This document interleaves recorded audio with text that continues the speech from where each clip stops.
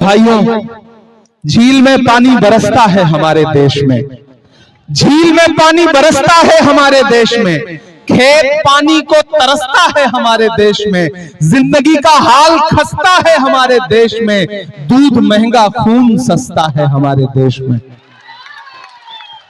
तेजस्वी हो कि राहुल हो, सभी मरते हैं भारत पर। तेजस्वी हो कि राहुल हो, सभी मरते हैं भारत पर। अगर जनता मदद कर दे तो फिर सरकार हो जाए। जालिम की हुकूमत है, जरा होशियार हो जाए। खत्म करने हुकूमत को सभी तैयार हो जाए। हजरात, वक्त नहीं है, मैं बिला तमहीद शेर आपके हवाले कर रहा हूं। उसके बाद हमारे बड़े भाई इमरान प्रतापगढ़ी साहब देश के हालात अपनी शायरी के जरिए पेश करेंगे। मैं शेर पहुंचा रहा हूं आप तमामी जनता की नजर करते हुए, देखिएगा। अगर जनता सियासत में जरा बेदार हो जाए, अगर जनता सियासत में जरा बेदार हो जाए, अगर जनता सियासत में जरा बेदार हो जाए, तो फिर जालिम का जीना हिंद में दुश्वार हो जाए, तो फिर जालिम का जीना हिंद में दुश्वार हो जाए। तेजस्वी हो कि राहुल हो, सभी मरते हैं भारत पर।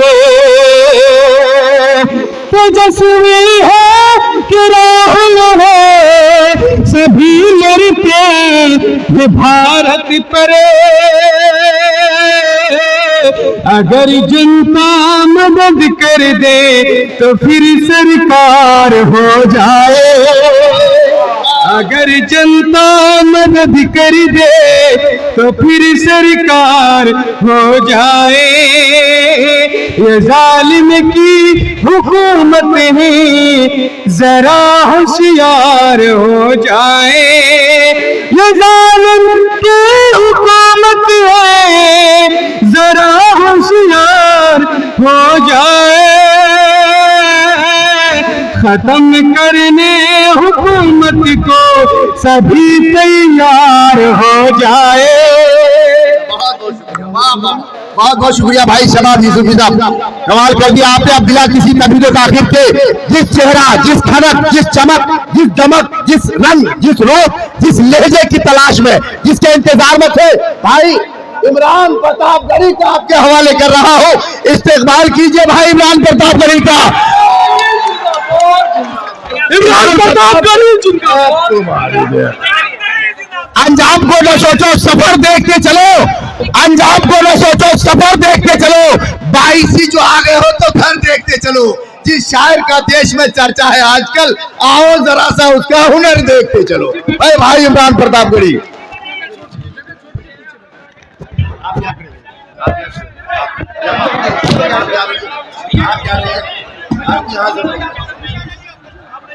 आप यही रहिए, नहीं बैठेंगे, नहीं आप खड़े रहिए।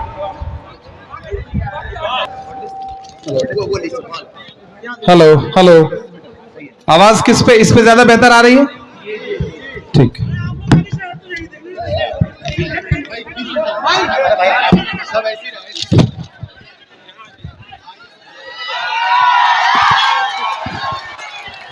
मेरी आंखों के सामने हजारों की तादाद में मौजूद, आप बैठे भाईजान, आप बैठे, मैं डॉक्टर साहब को बुला लूंगा, जब मुझे जरूरत होगी तब मैं बुला लूंगा।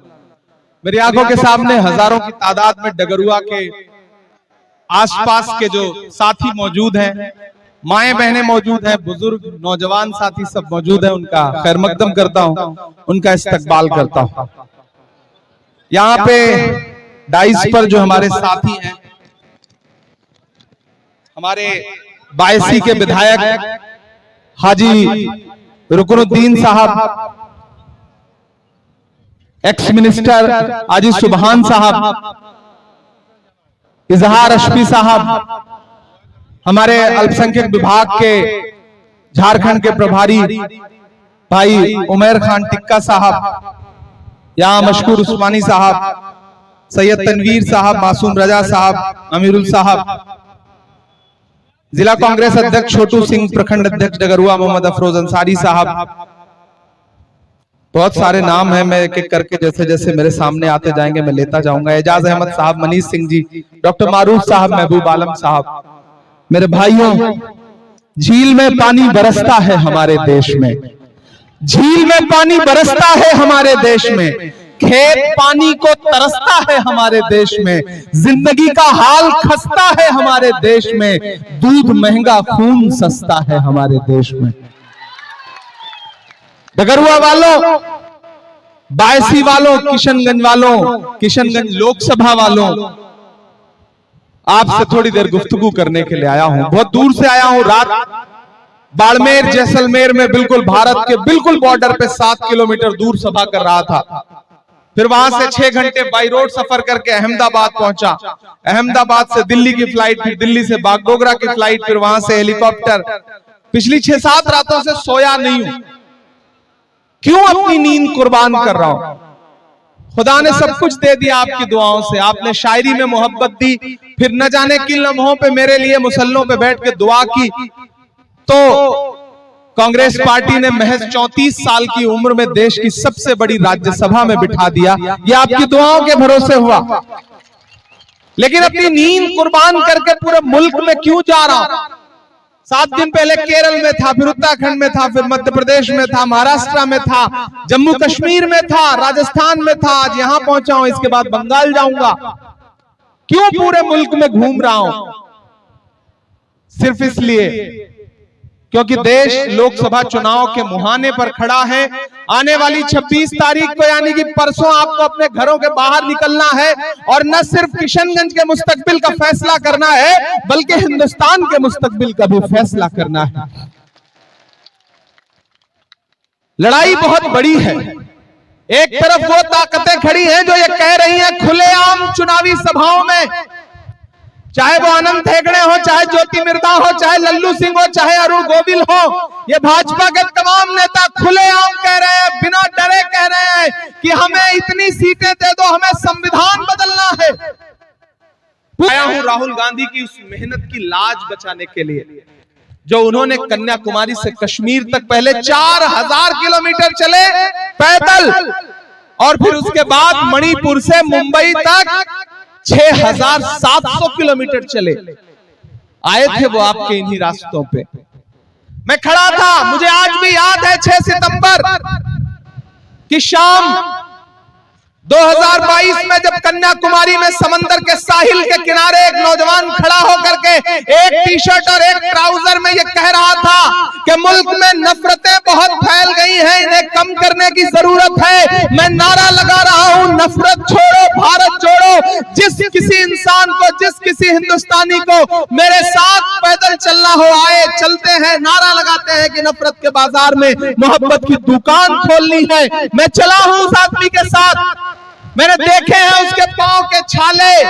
मुझसे मीडिया के साथियों ने कहा था कि इमरान साहब आप तो शायर हैं, राहुल गांधी के साथ चल रहे हैं, कदम से कदम मिलाकर आप क्या कहेंगे? तब मैंने एक शेर पढ़ा था कि जो हर जालिम से टकराएगी वो आंधी बनाऊंगा, जो हर जालिम से टकराएगी वो आंधी बनाऊंगा, नए अंग्रेज आए हैं, नया गांधी बनाऊंगा। मैं चला हूं उनके साथ, और वो अभी जब भारत जोड़ो न्याय यात्रा चली तो आपके किशनगंज से होते हुए गुजरे थे इधर से। मेरे भाई, पार्लियामेंट का इलेक्शन सड़क, नाली और नल का इलेक्शन नहीं होता।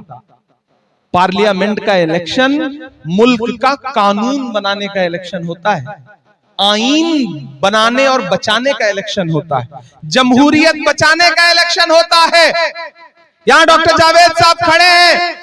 2 साल पहले जब मैं पार्लियामेंट पहुंचा तो 34 साल की उम्र में, बिल्कुल नया नया से जब मैं पार्लियामेंट में पहुंचा राज्यसभा में, तो मैं कार्रवाई देखने जाता था। तो मुझे लगता था कि यार देखूं पार्लियामेंट में होता क्या है। बिल्कुल आपकी तरह गांव से निकल के मैं भी आया था। ये तो आपकी दुआओं का सदका था कि जहां जाकर के लोग अपनी सियासत खत्म करते हैं, खुदा ने मेरी सियासत वहां से शुरू की। राज्यसभा पहुंचना लोगों का आखिरी सपना होता है। मेरे सपने की शुरुआत राज्यसभा से हुई। हैरत में थे कि कांग्रेस पार्टी ने 34 साल की उम्र में एक लड़के को राज्यसभा दे दी। ये तो बिल्कुल सूरज इधर से उधर निकलने वाली बात थी। सब हैरान थे। मैं जाता था देखने, तो मैं सोचता था कि देखूं कौन सा सांसद क्या काम कर रहा है। तो मेरा खुदा गवाह है, मैं इस बात की गवाही दे रहा हूं यहां खड़ा होकर के, क्योंकि मैंने सुना है कुछ बड़ी बड़ी टोपियों वाले लोग ये कह रहे हैं कि हमने तो डॉक्टर जावेद साहब को कभी पार्लियामेंट में देखा ही नहीं। मैं इमरान प्रतापगढ़ी खुदा को गवाह बना करके ये बात कह रहा हूं कि मैंने जब भी पार्लियामेंट में पहुंचा हूं, सेशन चलता रहा हो, तो मैंने देखा है कि पार्लियामेंट के बाहर जो गांधी जी की मूर्ति है, गांधी स्टैचू है, उसके बाहर एक अकेला इंसान एक बैनर लेके मुझे हमेशा खड़ा दिखा है कि एएमयू किशनगंज का फंड रिलीज करो। सरकार से मुतालिबा करता हुआ एक अकेला इंसान खड़ा दिखा मुझे। आपने तस्वीरें देखी होंगी डॉक्टर जावेद साहब की। वो तस्वीरें झूठी नहीं है, वो तस्वीरें फोटोशॉप नहीं है। डॉक्टर जावेद को मैंने अपनी इन्हीं आंखों से पार्लियामेंट में एएमयू किशनगंज के मुद्दे पर बैनर लेके खड़े हुए देखा है मैंने। तो जो आपके बीच में आकर के ये झूठ बोल रहे हैं, दरअसल वो मोदी जी से कम झूठे नहीं हैं। जितना मोदी जी उतना ही ये भी। दोनों जज्बात का सौदा कर रहे हैं, दोनों आपके जज्बात खरीदना चाहते हैं। अरे भाई, अभी कुछ दिनों पहले ही तो आपको एमएलए बनाया है आवाम ने।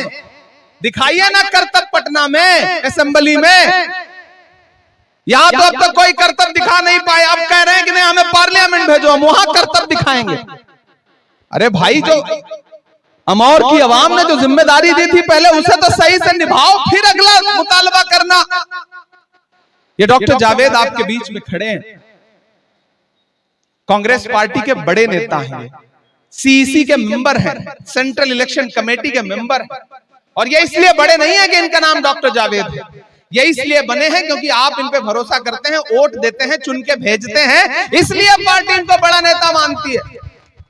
तो डगरुआ वालों, जिन दरख्तों को खुद लगाया जाता है उसे किसी परदेसी के कहने पे काटा नहीं जाता है, वरना साए के लिए तरस जाओगे, वरना आने वाले दिनों में साए के लिए तरस जाओगे। बहुत बड़ी बात कह रहा हूं तुम्हारे बीच में खड़ा होकर के। ये इलेक्शन बहुत अहम इलेक्शन है। ये इलेक्शन तजुर्बा करने का इलेक्शन नहीं है, नया झंडा पकड़ने का इलेक्शन नहीं है कि साहब आए हैं कह रहे हैं। अरे एक आदमी ऑलरेडी मेंबर ऑफ पार्लियामेंट है, दिल्ली में सरकार बनने जा रही है इंडिया गठबंधन की। मैं जिम्मेदारी से कह रहा हूं, मैं केरल, उत्तराखंड, महाराष्ट्र, जम्मू कश्मीर, राजस्थान, उत्तर प्रदेश होता हुआ आ रहा हूं, तब ये बात कह रहा हूं कि भले ही टीवी चैनलों में नरेंद्र मोदी जी जीत रहे हो, लेकिन जमीन पर इंडिया अलायंस जीत रहा है। प्रधानमंत्री कह रहे हैं कि 400 सीट, जैसे 15 लाख वाला जुमला था वैसे